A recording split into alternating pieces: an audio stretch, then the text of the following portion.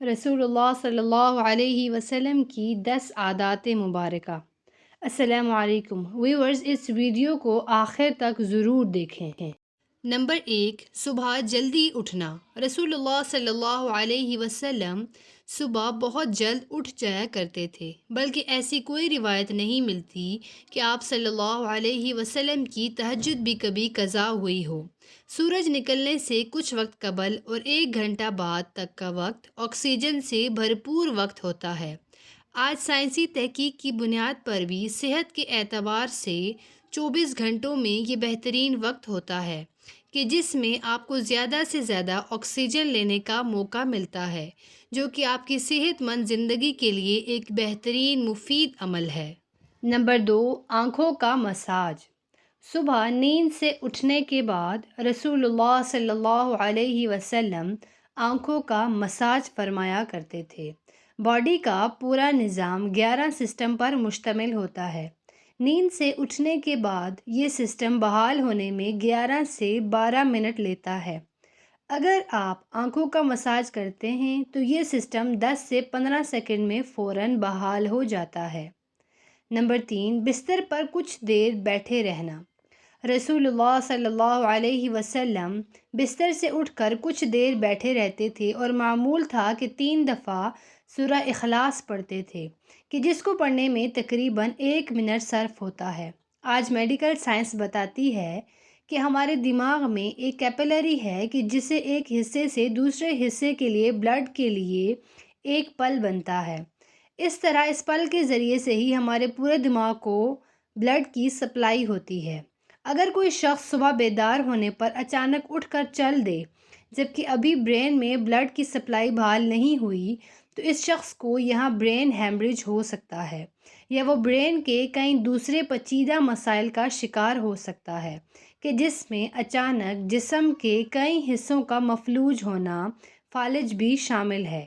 جبکہ اگر وہ صرف 1 منٹ بیٹھا رہے کہ اس کے دماغ میں بلڈ کی سپلائی بحال ہو سکے، تو بہت سے پیچیدہ مسائل سے بچ سکتا ہے۔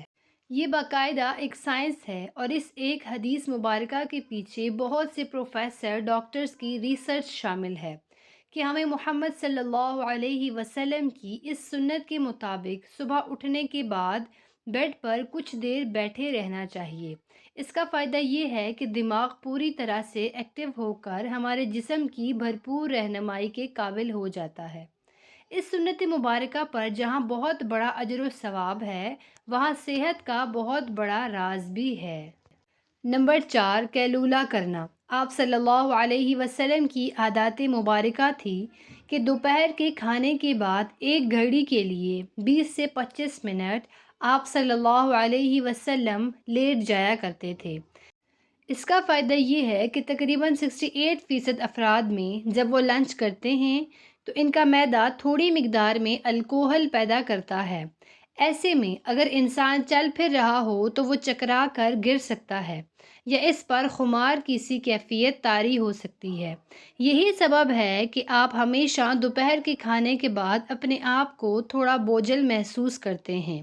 اگر ہم کچھ دیر لیٹ جائیں تو الکوہل سے پیدا ہونے والے خمار کا ذہن پر زیادہ دباؤ نہیں آئے گا، اور وہ باڈی فنکشنز کے لیے زیادہ فعال رہے گا، اور ہم کسی بھی طرح کے حادثے سے بچ سکیں گے۔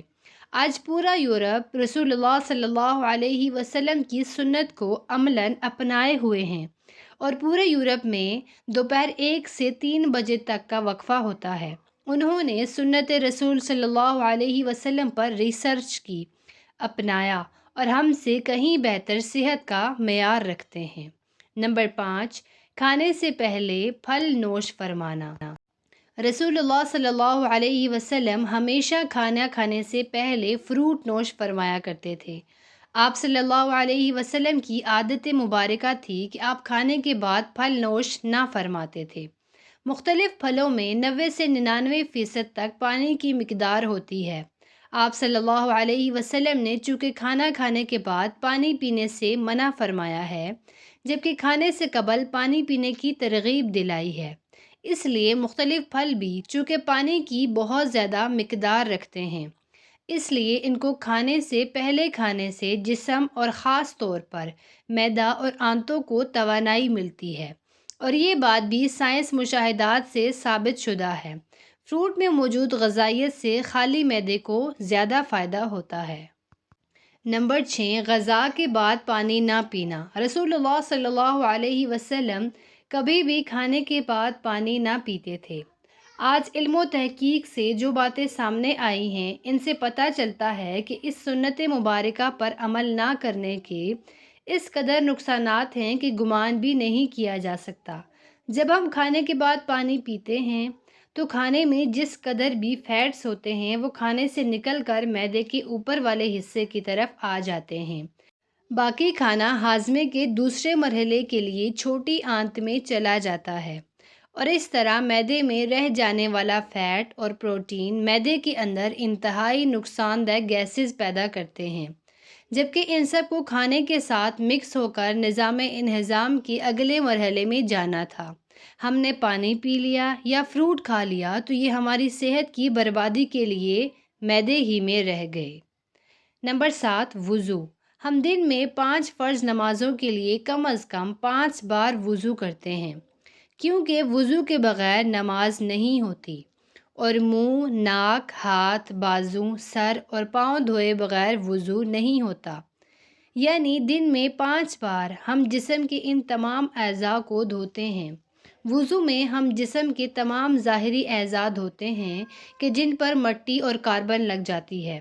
آج سائنسی مشاہدات یہ بات ثابت کرتے ہیں کہ جسم کے جن اعضاء پر مٹی یا کاربن لگ جاتی ہے، تو اگر ان کو صاف نہ کیا جائے اور وہ جسم کے اس حصے پر زیادہ دیر لگے رہیں تو ان اعضاء اور دماغ کا کنیکشن کمزور ہو جاتا ہے، یعنی جسم کا اعصابی نظام کمزور ہو جاتا ہے، چونکہ وہ مسلسل دماغ کو یہ پیغام بھیج رہے ہوتے ہیں کہ جسم پر کوئی چیز آ گئی ہے اور اس کی صفائی کا اہتمام کیا جائے۔ اگر ایک شخص صبح منہ دھوتا ہے اور اس کے بعد شام میں آ کر دھوتا ہے تو اس کے اعضاء اور دماغ کا تعلق کمزور پڑ جاتا ہے، کہ جس سے بعد میں وہ بہت سے اعصابی مسائل کا شکار ہو سکتا ہے۔ نمبر 8، جلد سونا۔ رسول اللہ صلی اللہ علیہ وسلم کی ایک اور عادت مبارکہ یہ بھی تھی کہ آپ صلی اللہ علیہ وسلم رات جلد سو جایا کرتے تھے۔ عموماً آپ صلی اللہ علیہ وسلم نماز عشاء کے فوراً بعد سو جاتے تھے۔ ہماری بائیولوجیکل واچ، جو کہ ہمارے پورے جسم کے نظام کو منظم کرتی ہے، جب یہ باہر اندھیرا دیکھتی ہے تو یہ آپ کے جسم کو سونے کا سگنل دے دیتی ہے۔ جسم کو تیاری کے لیے یہ 1.5 سے 2 گھنٹے کا ٹائم دیتی ہے کہ اس وقت تک آپ کو لازمی سونا ہے۔ نوٹ کیجئے کہ نماز مغرب اور نماز عشاء میں بھی تقریباً اتنا ہی دورانیہ ہوتا ہے۔ اس کا فائدہ یہ ہوتا ہے کہ آپ کے جسم کے اندر بائیولوجیکل واچ کے تحت ایک ڈاکٹر جاگ جاتا ہے جو آپ کے پورے جسم کی فٹنس کرتا ہے۔ اگر کہیں زخم آ گیا ہے وہ اس کو ریپیئر کرے گا، اگر جگر یا کسی اور اعضاء میں کچھ مشکل ہے تو اس پر کام کرے گا، بلکہ سونے کے بعد سب سے پہلے جگر پر ہی کام ہوتا ہے۔ اور جو جگر کے مریض ہیں ان کے لیے یہ رائے بھی ہے، جہاں وہ اپنا علاج کر رہے ہیں وہ اپنی جگہ، لیکن اپنے نیند کے نظام کو بہتر کر کے اپنے جسم کے ڈاکٹر کو علاج کا موقع دیجیے اور پھر اس کے ثمرات دیکھیے۔ اللہ رب العزت نے آپ کے جسم میں ایک آٹومیٹک نظام رکھا ہے، اور یہ نظام تب کام کرتا ہے کہ جب آپ جلدی سونے کی عادت اپناتے ہیں۔ نمبر 9، مسواک کرنا۔ رسول اللہ صلی اللہ علیہ وسلم مسواک کو بہت پسند فرماتے تھے، اور خصوصاً دن میں 5 دفعہ ہر نماز میں وضو کے ساتھ تو ضرور اس کا اہتمام فرماتے تھے۔ اس کے علاوہ بھی جب گھر تشریف لاتے کسی محفل میں حاضری سے پہلے غرض موقع بے موقع مسواک کا اہتمام کرتے، اور مسواک کو بہت محبوب رکھتے تھے۔ ہوتا یہ ہے کہ جب ہم کھانا کھاتے ہیں تو دانتوں کے درمیان کھانے کے کچھ نہ کچھ ذرات ضرور رہ جاتے ہیں، اور کھانے کے 1 گھنٹے بعد ان میں بیکٹیریا پیدا ہو جاتے ہیں۔ محسوس کیجیے گا کہ دانتوں میں رہ جانے والے ذرات 2 گھنٹوں پر نرم ہو جاتے ہیں، اور اس کی وجہ یہ بیکٹیریا ہی ہیں۔ اس لیے ہمیں کہا گیا کہ کھانے سے پہلے، بعد، سونے سے پہلے، بعد مسواک کا اہتمام کیا جائے۔ آسٹریلیا کی ایک یونیورسٹی نے ہارٹ اٹیک کے 500 مریضوں پر ریسرچ کی۔